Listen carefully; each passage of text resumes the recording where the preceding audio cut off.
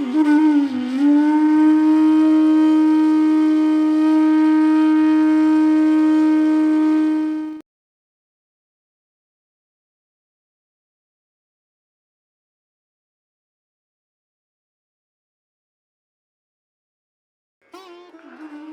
ઘરે 50 વર્ષથી ઠાકોરજી બિરાજતા હોય તો એ હજી મિશ્રીજા રોકતા હોય, અને ઘણાના ઘરે મહિના પહેલા પુષ્ટ કરાવ્યા હોય તો સખડી આરોગ્ય ઓલા ભાઈની વાત કરી કે ઠાકોરજીની 8 યામની સેવા આપી દીધી 20 વર્ષે, જે એમણે લગ્ન ન કર્યા, અત્યારે એને ત્યાં 8 યામની સેવા. ક્યારે કોના ઉપર વલ્લભ વરસે એના હાથમાં છે, આપણા હાથમાં નથી.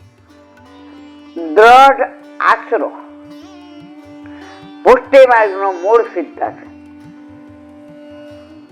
આપણે આશરો ડગી જાય છે એટલે મંજિલ મળી ગઈ છે, ક્યાં છે એ ખબર છે, રસ્તો બરાબર છે, પણ ડગી જાય છે ને એટલે આગળ નથી વધી શકતા. સાધન કરો દ્રઢ આશરો, કુલ ભજવો ફલ એક. કયું કુળ? વલ્લભ કુળ. ભજવો ફલ એક, છોટો બડો ન જાણીએ, સબ અગ્નિ સ્વરૂપ.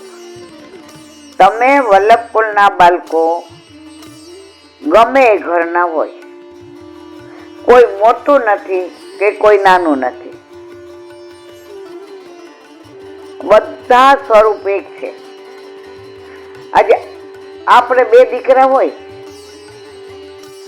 તો એમાં કોઈ દવલો ને કોઈ વાલો હોય, કે કોઈને ઓછું ને કોઈને વધુ હોય,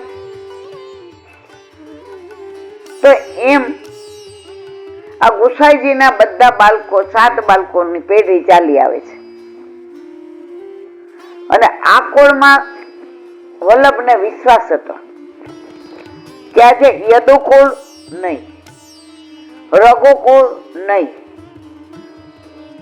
તો વલ્લભ કુળ કેમ રહ્યું? કારણ આપણા જેવા જીવો કરોડો વર્ષોથી વિખૂટા પડ્યા હતા. હવે વલ્લભે તો 3 પરિક્રમા પૃથ્વીની કરતા 52 વર્ષ ને 11 દિવસમાં જેટલા જીવોને શરણે લેવાના હતા એ લીધા. હવે હજી તો ઘણા બધા છે, કારણ કે કરોડો વર્ષોથી. એટલે ગોવર્ધનનાથજી આજ્ઞા કરી, ક્યાં? પંઢરપુરમાં. અમને તો ઈચ્છા એક છે, હું નંદન તમે તાત. વિવાહ કરી બહુરૂપ દેખાવો. કોને કહ્યું? વલ્લભને. તો વલ્લભ કુળને વંશને આગળ વધારવા માટે શ્રીજી બાવાની આજ્ઞા છે. વલ્લભને તો બ્રહ્મચર્ય જ રહેવું હતું, એને વિવાહ નહોતા કરવા, એ ફોર્મ હતા. પણ પંઢરપુર આવ્યા ત્યારે ઠાકોરજીએ વિચાર કર્યો, હજી મારા હજારો દેવી જીવો ભૂતલ પ્રવાહી સાથે મિક્સ થઈને દુસંગમાં રાચે છે, તો એને હું કેવી રીતે પાછા મારી પાસે બોલાવવું? વલ્લભ તો હવે મારી પાસે આવે છે, મારાથી એનો વિરોહ સહન નથી થતો.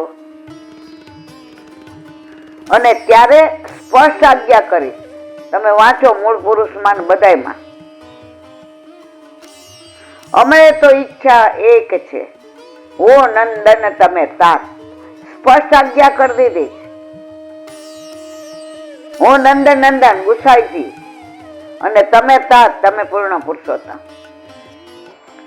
ઠાકોરજીની આજ્ઞા વલ્લભે માથે ચડાવી. સેવા કૃતિ ગૃહ રાજ્ઞા બાદ નમવા હરિછયા.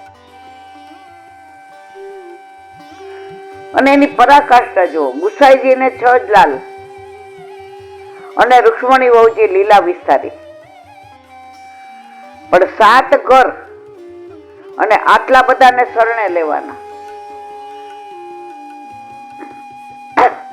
તો ગોકુળનાથજી અને ગઢાની રાણી દુર્ગાવતીની ખૂબ આગ્રહથી ગુસાઈજીએ બીજા વિવાહ કર્યા. અને હજી તો ઘનશ્યામજી આવ્યા અને તરત પદ્માવતી વહુજીએ લીલા વિસ્તારી. તો આ બધી લીલા, આ બધું આપણા માટે છે.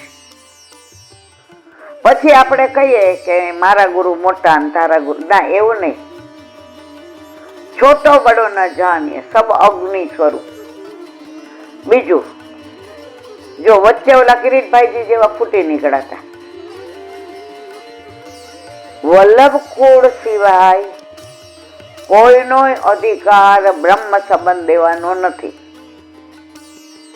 ગુસાઈજીએ સર્વોત્તમ સૂત્રમાં સ્પષ્ટ આજ્ઞા કરી, સ્વવંશે સ્થાપિતા સે સ્વ મહાત્મા સ્વયાપહ. વલ્લભે બધું મહાત્મા સ્વવંશમાં સાંપ્યું છે. એટલે આજની તારીખ સુધી તમે જુઓ, એ મહાત્મ્ય છે જ.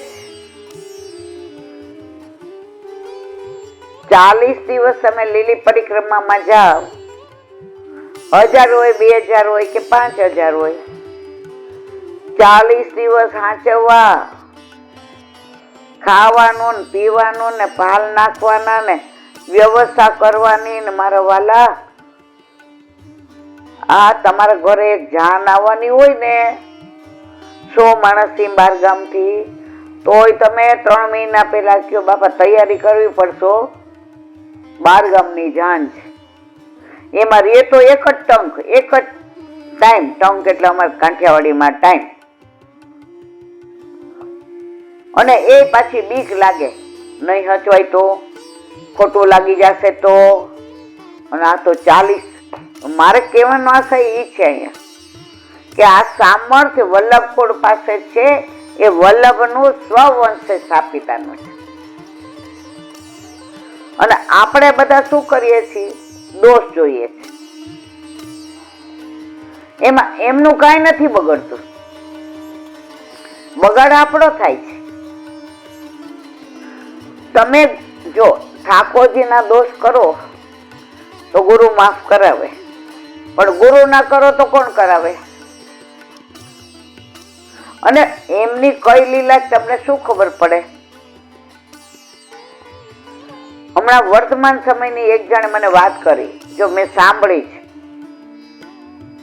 ઓથેન્ટિક છે કે મને ખબર નહીં. એક ગુરુદેવ મથુરા ગયા,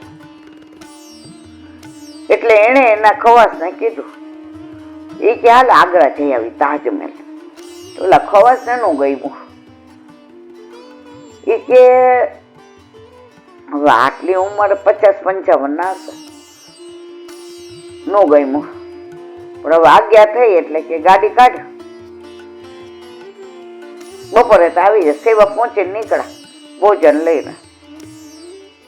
ઓલા આખા રસ્તે મનમાં દોષ જ, ગુરુ આવું કરે, આવ્યા છીએ અહીંયા જાત્રા કરવા અને આગ્રા આવ્યા, આવું ના કરું મનમાં સતત. હવે આગ્રા પહોંચ્યા, તાજમહેલમાં નથી ગયા, ગાડી પાર્ક કરતા હતા અને કૂતરું આવ્યું અને જે આજુબાજુ ફરે. એટલે ઓલા 5 વાર કાઢ્યું તોય પાછું આવે. હવે તાજમહેલના દરવાજા સુધી ગયા આગ્રામાં. સાંભળ્યો, વલ્લભકુળના આપણે દોષ જોઈએ ને એ ખોટું છે. ત્યાં સુધી ગયા એટલે ઓલાએ કીધું અહીં ટિકિટ લેવી પડશે. ત્યાં ઓલું કૂતરું આવ્યું એટલે ઓલો ખીજાણો, જે ગાડી ગાડીમાં રહી જાય ને, હવે આને મારીને કાઢવું પડશે, તમારી આપણી પાછળ પડ્યું છે. એટલે જે અહિંસા એ કે ઉભો રે, ટિકિટ લેવી કે નહીં વિચાર કરજો. એ કે અહીંયા આવ્યા ટિકિટ વિના થોડા જવા દઈએ. મનમાં ઓલો કે હવે ઓલું કૂતરું આવ્યું, જેને ચાટતું હોય એમ ચરણ સ્પર્શ કર્યા. ચરણ સ્પર્શ કર્યા તો કૂતરાએ એવી રીતે ચાટ્યા અને પછી લીલામ પહોંચી ગયો. ત્યાં ચરણ સ્પર્શ કર્યા. જે કે હાલો ઘરે, હવે સ્નાન કરવું પડશે, વ્રત કરવું. ઓલાને કાંઈ ન સમજાણું. એ કે આ જીવ એવો હતો કે તને એની ખબર નહીં પડે, એટલે અમારે એનો ઉદ્ધાર કરવા અહીંયા સુધી આવવું પડ્યું. આ વલ્લભકુળનો સામર્થ્ય જો, દોષ કેટલા જોયો ઓલા આખા રસ છે, કેટલી મનમાં પેલી કરી. આવું હોય? એને આગ્રામાં રસ હતો, એને તાજમહેલમાં રસ ના મારા વાલા.